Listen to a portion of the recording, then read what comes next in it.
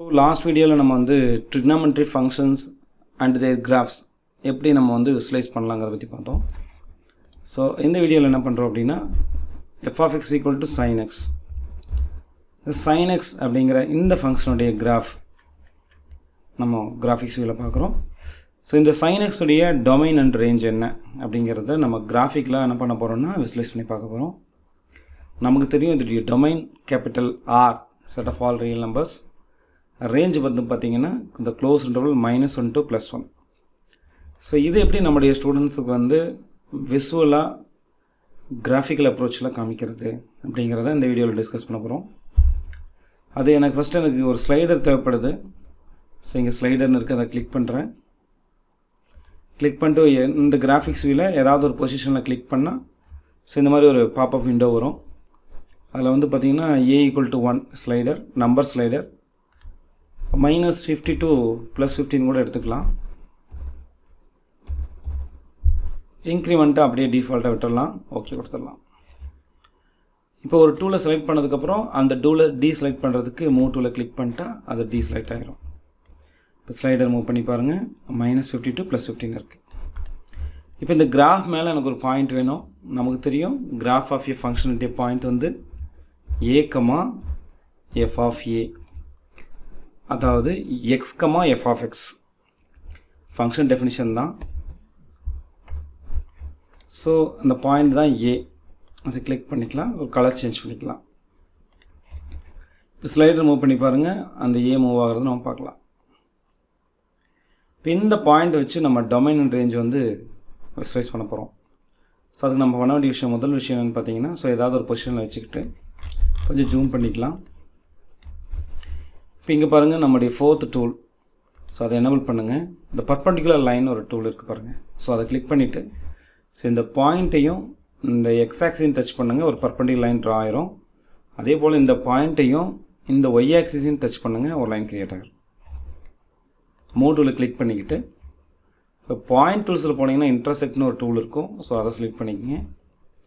எனக்கு இந்த intersecting point வேணும், அதே போல் இந்த இன்டர்செக்டிங் பாயிண்ட்டும் எனக்கு வேணும். இப்போது மூவ் டூலை கிளிக் பண்ணி டீசெலக்ட் பண்ணிக்கலாம். ஸோ இந்த ரெண்டு பாயிண்ட் என்னங்கிறது உங்களுக்கு தெரியும். ஸோ இது எக்ஸ் ஆக்சிஸில் மூவ் ஆக போகுது, இது ஒய் ஆக்சிஸில் மூவ் ஆக போகுது. இந்த கலெக்ஷன் ஆஃப் பாயிண்ட்ஸை நம்ம என்னென்னு சொல்கிறோம் அப்படின்னா டொமைன்னு சொல்ல போகிறோம். இந்த கலெக்ஷன் ஆஃப் பாயிண்ட்ஸ் தான் நம்ம என்ன சொல்கிறோம் அப்படின்னு பார்த்தீங்கன்னா ரேஞ்சுன்னு சொல்ல போகிறோம். இந்த ரெண்டு லைன் நமக்கு வேண்டாம், என்ன பண்ணலாம்னா அதை ரெண்டையும் ஹைட் பண்ணிக்கலாம். So hide. இப்போ இதை வந்து நம்ம கனெக்ட் பண்ணோம். ஸோ அதுக்கு நான் என்ன பண்ணுறேன்னா லைன் டூல்ஸில் போயிட்டு ஒரு செக்மெண்ட் எடுத்துக்கிறேன். ஸோ இந்த பியும் ஏவும் கனெக்ட் பண்ணிக்கிட்டேன், ஏவும் சியும் கனெக்ட் பண்ணிட்டேன். இப்போ மூவ் டூலை கிளிக் பண்ணிக்கிட்டு ஸோ இதை வேணால் நம்ம என்னென்னு மாற்றிக்கலாம்னா இது மேலே ரைட் கிளிக் பண்ணிங்கன்னா இதோடைய ப்ராப்பர்ட்டிஸ் வரும். அதில் ரீநேம் பண்ணிக்கலாம். சிக்கு பதிலாக கேபிட்டல் டின்னு வச்சுக்கலாம், டி ஃபார் டொமைன் வச்சுக்கலாம். அதே போல் இந்த பிஏ அதே போல் ரைட் கிளிக் பண்ணி இந்த பிக்கு பதிலாக கேபிட்டல் ஆர்னு எடுத்துக்கலாம், ரேஞ்சுன்னு எடுத்துக்கலாம். இப்போ மூவ் டூலை கிளிக் பண்ணிவிட்டு இப்போ ஸ்லைடர் மூவ் பண்ணி பாருங்கள். கொஞ்சம் ஜூம் அவுட் பண்ணிவிட்டு இந்த ஜூம் இன் ஜூம் அவுட் பண்ணுறதுக்கு இங்கேயே உங்களுக்கு ஆப்ஷன்ஸ் இருக்கும், யூஸ் பண்ணிக்கலாம். டிஃபால்ட்டாக ஹோம் பேஜ் வேணுன்னா நீங்கள் ஹோம் பட்டன் அமைத்திக்கலாம். இப்போ இந்த ஐஜே வேண்டாம் அப்படின்னா இது ரைட் கிளிக் பண்ணி ஷோ லேபிள் ஹைட் பண்ணிடுங்க. அதே போல் இங்கே கிளிக் பண்ணிங்கன்னா ஷோ லேபிள், அந்த ஐஜேக்குங்கிறது மறைஞ்சிரும், அவ்வளோதான். இப்போது இது மேலே கிளிக் பண்ணி ட்ரேஸ் ஆன் பண்ணிக்கலாம். ஏன்னா இது எந்த இன்டர்வலில் கொடுக்குது அப்படிங்கிறத பார்க்கணும். அதே போல் இந்த இதையும் ட்ரேஸ் ஆன் பண்ணிக்கலாம். ஸோ இந்த எக்ஸ் ஆக்சிஸில் எவ்வளோ தூரம் போகுதுங்கிறது பார்த்துக்கலாம். இப்போ இந்த ஸ்லைடரை என்ன பண்ணலாம்னா அனிமேஷன் பண்ணலாம். ஸோ இங்கே பாருங்கள் ப்ளே பட்டன் இருக்குது. ஸோ கிளிக் பண்ணி பாருங்கள்.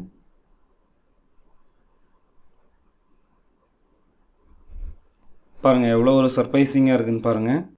டொமைன் பார்த்தீங்கன்னா ஆர் -∞ to +∞. ரேஞ்ச் வந்து பார்த்தீங்கன்னா க்ளோஸ் இன்டர்வல் -1, +1 வரைக்கும் தான் இருக்குங்கிறத எவ்வளோ அழகாக கிராஃபிக்லாம் நம்ம பார்க்க முடியுது பாருங்கள். இப்போ நீங்கள் நினைக்கலாம் இங்கே டாட்ஸாக இருக்குது அப்படின்னு நீங்கள் நினச்சிங்கன்னா இதை பாஸ் பண்ணிவிட்டு நம்ம ஸ்லைடர் ப்ராப்பர்ட்டிஸுக்குள்ளே போகலாம். ரைட் கிளிக் பண்ணி அதோடைய செட்டிங்ஸில் போய்ட்டு இன்க்ரிமெண்ட் சப்போஸ் ஒரு 0.01ன்னு வச்சுக்கலாம். கொடுத்துட்டு இதை க்ளோஸ் பண்ணிக்கிட்டு ஸோ இப்போ எகெயின் ப்ளே பண்ணுவோம். இன்னும் கொஞ்சம் க்ளோஸாக வரும். ஏன் வந்து இந்த டாட்டாக வருதுன்னா நம்ம இன்டர்வல் ரொம்ப அதிகமாக கொடுத்துருக்கோம். சப்போஸ் இதை பாஸ் பண்ணிவிட்டு இங்கே நீங்கள் எடிட் பண்ணலாம். சப்போஸ் ஒரு -5 to +5 எடுத்துக்கோங்களேன். நமக்கு தெரியும் -infinity to +infinity. சப்போஸ் நான் வந்து எடுத்துக்கிறேன். எடுத்துகிட்டு இப்போ நான் அனிமேஷன் பண்ணுறேன் பாருங்கள். இப்போ கொஞ்சம் கண்டினியூஸாக தெரியும்.